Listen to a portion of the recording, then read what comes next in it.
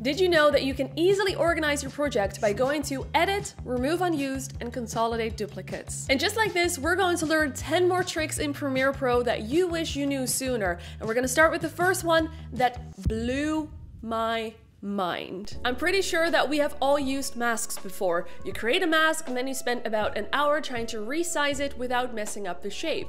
It is so frustrating. So let me show you how to resize a mask proportionally. Move your cursor to any of the points on the mask until you see this rotation icon. Then hold Shift and you'll see that the icon will change to these opposite arrows. Now drag the mask and watch what happens. The next tip is going to save your marriage. When you're editing at home without headphones on and you're scrubbing through that timeline, that is incredibly dangerous because it will drive your partner or your roommate just nuts. I mean, how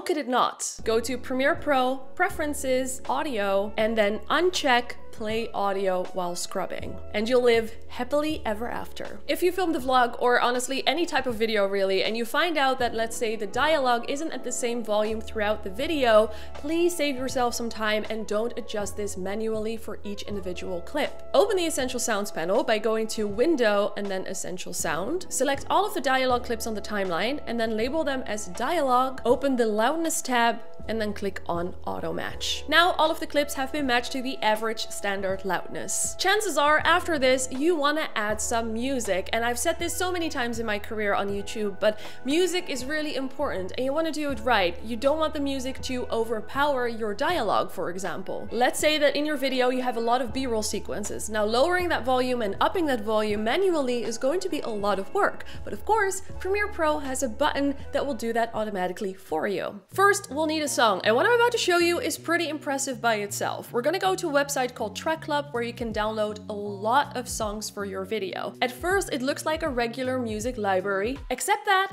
it's not. There's this icon right here that changes the game. This is called MixLab. When we click on it, it will open up every single stem used in the production of this song. You don't just get drums, you get each individual instrument in that group. You can listen to each individual stem by clicking on the S button right here, or if you want to mute the track, you can click on the M button. So maybe you want to get rid of the vocal effects. Done. Make the guitar a little bit louder. Done. Is the song a little bit too slow for you? Simply increase the BPM to match the energy of your video. This allows for so much more creative control, and it will also be easier and faster to find the right track for your project. When you're done, you can download the mix that you've just created and pop it into Premiere Pro, or you can download each individual stem and then mix it in Premiere Pro, but for this example, we're just going to download our mix. We have our Track Club song right here, and then in the Essential Sound panel, we're going to label the song as music. Then enable ducking and choose duck against dialogue. There are a few settings that you can play around with, but for now we're just going to stick to the default settings and we're going to click on generate keyframes. As you can see, the volume levels have now been automatically lowered when you're speaking and increased when you're not. Now if you want to check out the magic that's called Track Club for free, there will be a link in the description that will give you 1 free month.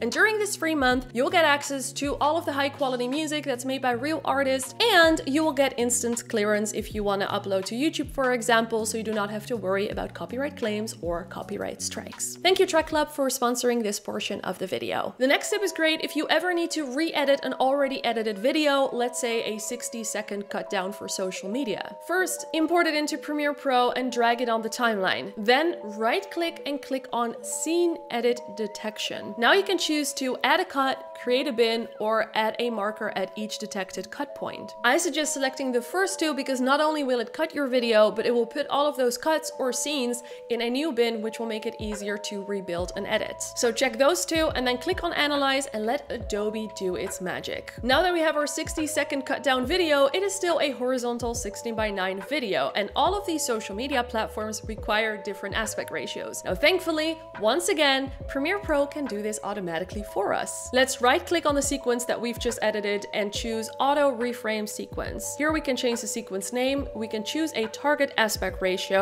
let's say 9:16, and then choose our motion tracking. Now, if there's a lot of motion in your video, you want to choose faster motion. If there is little to no motion, you can either just keep it at default or select slower motion. Next, we need to choose whether or not we want to nest the clips, and then we hit create. Now your video is reframed, the motion will be followed, and subtitles will have been automatically resized. Let's take a look at this timeline. As you can see, I have deleted certain parts of this video, and now I'm left with all of these gaps. Now you might be thinking, Ha, Lila, I know the answer to this. I will right click on a gap and then click on ripple delete. Or even better, because I'm an efficient editor, I use the shortcut Shift Delete. well, let me show you a way that is even more efficient than that. Go to the top menu, sequence, and then click on close gaps. Yep.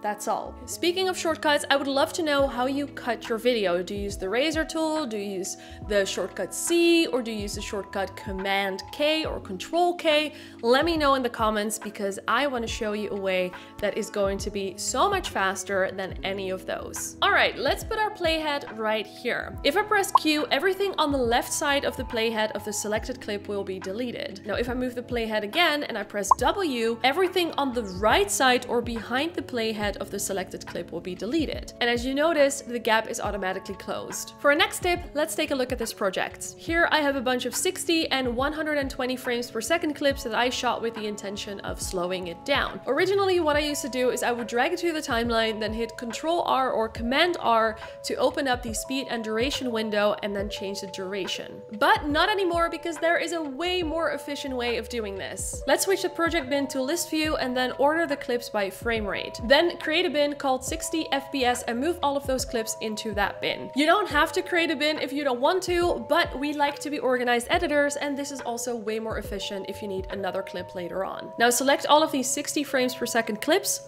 right click, click on modify, and then interpret footage. Select assume this frame rate and then enter the frame rate of your quote-unquote real-time footage. Now, if we drag this clip to the timeline, we can see that it's already been slowed down, which will save a lot of manual labor. Earlier in this video, I mentioned subtitles. Now, if you want to create subtitles or captions, you can once again let Premiere Pro do all the work. Open up the text panel or the caption workspace, your choice, and then click on transcribe sequence. Then check these settings, and if you're happy with it, click on transcribe. After you've let Premiere Pro do its thing, you want to click on the CC button right here to create captions. Check the settings again and then click on create. Now this is pretty magical by itself, but man, are those subtitles ugly. Let's fix that. Double click on any of the generated caption layers to open up the essential graphics panel. Now we can change the font, the size, the style, etc. If you want, you can even add some shadow or a background color here too, which can be really helpful. Now, if we skip to any of the other caption layers, you will see that nothing has changed yet. Instead of having to change the style of each caption manually,